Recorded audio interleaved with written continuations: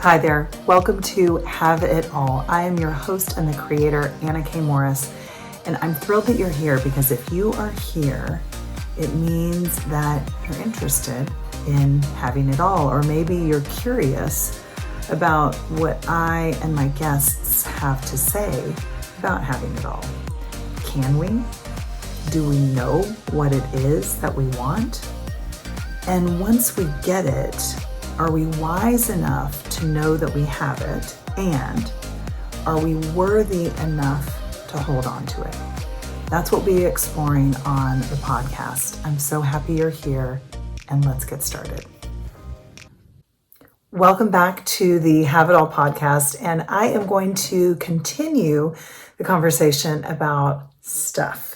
So if you listened to the last episode, you will have listened to my guest, Hannah Antonsen, who's a decluttering and organizational expert, share, and she used to be a health coach. So I think it's fascinating, her journey into decluttering and organization. She really has come at it from a place of health. And that's exactly what I'm talking about in this episode. As many of you know, we bought a house through our business, Happy Karma Homes, July 2nd, and it had everything in it. In fact, what you may not know is that most of the items were on the floor. So the family, they're good family friends of ours, and after they had taken what they wanted from the home, they sold us the house with everything in it, because they didn't want to deal with it. And we've bought many homes like this. So this isn't our first time, but it was an emotional experience because not only is the house going to be ours, but it was also my mother's best friend's home. So incredibly sentimental. We went through every single thing with a fine-tooth comb. There were, photo albums and memories and things that we remember, nights that we remember enjoying with him around a table. And so it was a lot. And so I say all of this because things hold memories. And when we are reluctant to get rid of something, I'll speak from my own experience, it is oftentimes not because we're being lazy. So I really, really want you to be kind with yourself. It's not because you're being lazy. It's not because you're a hoarder. It's not because you have a problem. It is, however, typically linked to a letting go that is emotional, hard, or challenging for you. I have had a really hard time, which is silly, I know, getting rid of some of my favorite pieces of clothing from when I lived in New York. And, wore Diane von Furstenberg wrap dresses every single day and high heels and the whole thing. And they are not a part of my life right now, not even close. I couldn't even fit into them if you paid me. But they're still in my closet. So what is that?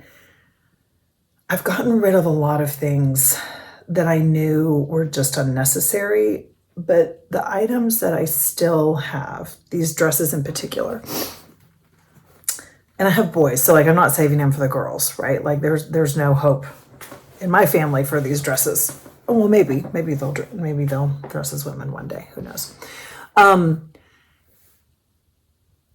Is that it reminds me of a time that is both positive and sentimental and also not. But there's a version of me in those dresses that I still relate to. And quite frankly, that I want to bring back, right? A little bit more of I think of myself as, a public speaker with a TED Talk coaching to thousands of people wearing maybe one of those dresses. It's like a power, it's like a feeling that it's a green and black dress and purple, which is funny because I don't really love purple, but it's purple.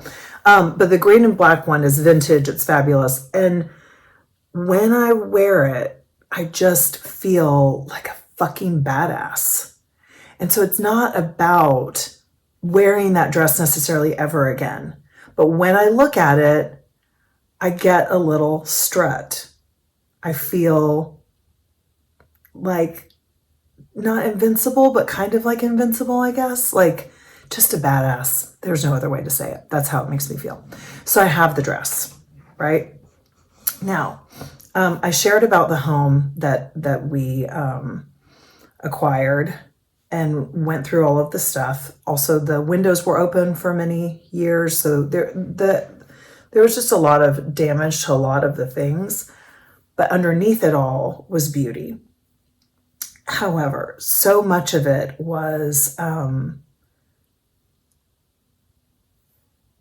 like Robert never got rid of anything. And that can really clutter our minds. And it makes it, when we have a lot of stuff, it makes it really hard to move forward, right? So when I talk about the dress that I was just talking about, I don't have many of them. Like I have a couple that is reminiscent of a time that I felt really powerful. And so they mean a lot to me. And so I've chosen to keep them. Now, there's so much that I got rid of, right? Like I don't walk well in heels. I've broken both my arms and an ankle. So like I'm not good in heels. So like I don't have a lot of them. And the ones that I broke my arms in, they're definitely gone.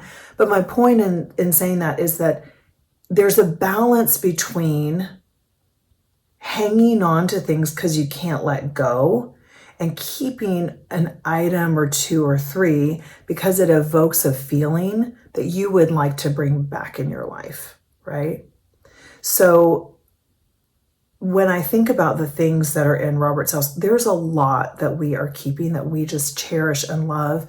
And, you know, my mom has a wind chime from him that like reminds her of him.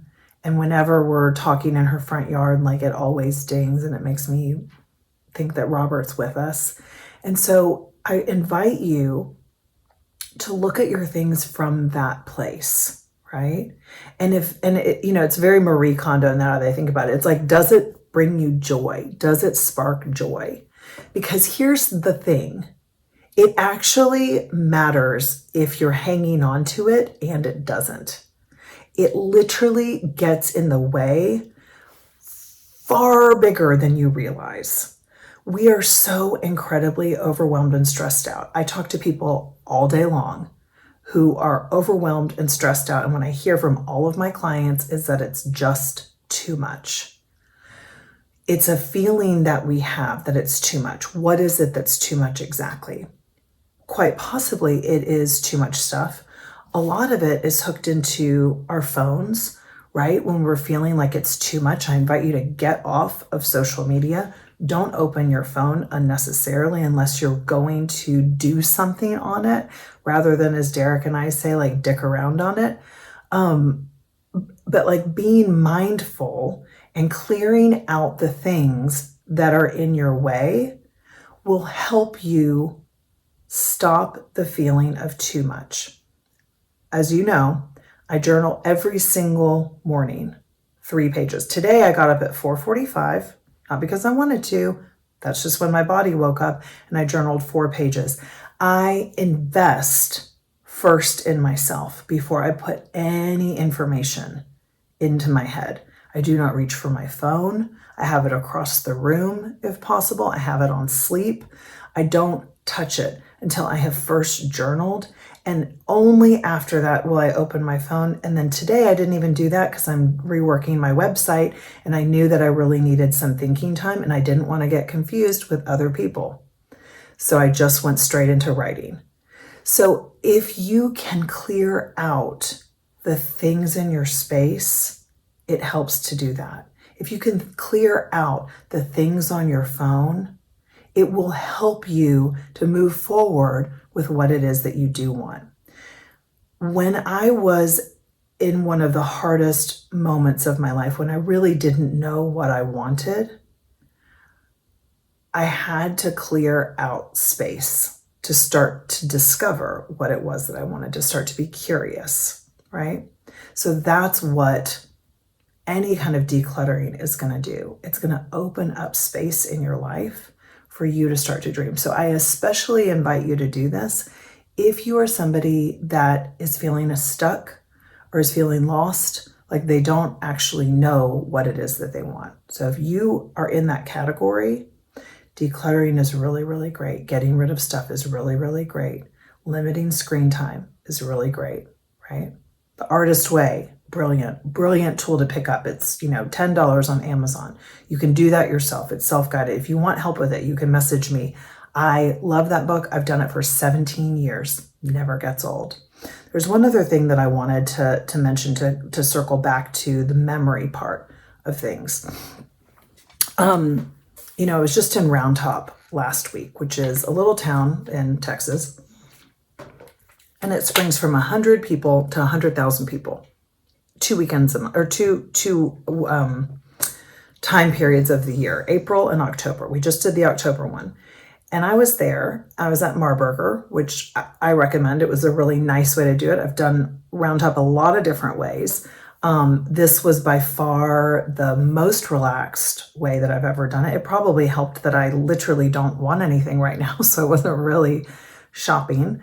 But we left at 5:45 in the morning. We got there when the gates opened. We went to like a private party with, coffee and croissants before they opened at 9. So it was like a private thing from 8 to 9. I went with my mom and we were done by 1:30. And when we were thinking about going out into the fields or going to some of the other places that you can go in Round Top, we realized that was going to be overdoing it. And we went home instead. The only thing I bought was a giant life-size tiger. Her name is Tina. I bought her for the boys. And what I loved is that I have this tiger that I will always cherish and think of the memory that my mom and I made. So when you are buying something, think about the memory that you want to make. I personally don't really shop for things on Amazon or in stores. I really only shop when I travel because I love to have the memory of what it was that I purchased on that trip. So I try to do as much shopping as I want to when I'm on a trip. Like my favorite dress that I just was in family pictures of,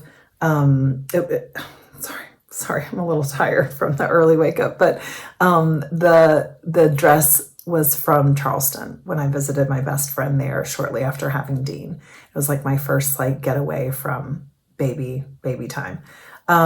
So I just cherish that dress every single time I wear it. And this watch that I have on right now, it's actually Derek's. He just never wore it. So I like knowing that a piece of him is with me. And yeah, I have a wedding ring and that stuff, but I don't know.